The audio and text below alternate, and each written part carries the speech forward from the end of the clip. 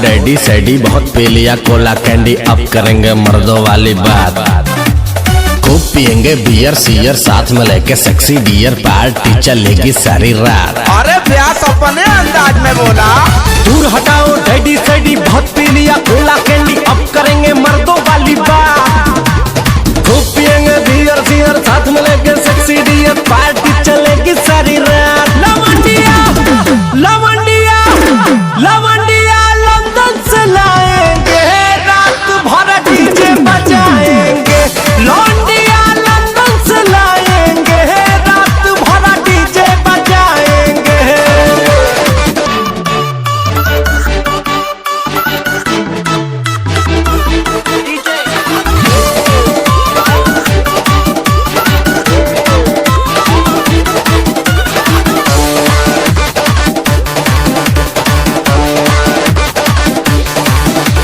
रजनी के स्टाइल में सिगरेट जलाएंगे, धुएं का छल्ला बनाकर उड़ाएंगे।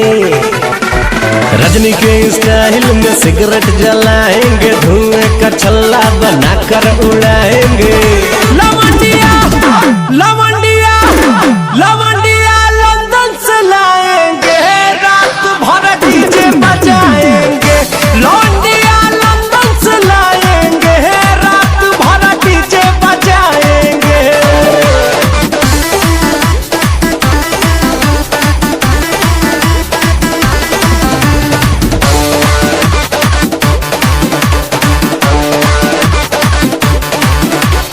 अंग्रेजी बेबी को देसी पिलाएंगे, भोजपुरिया गानों पे ठुमका लगाएंगे।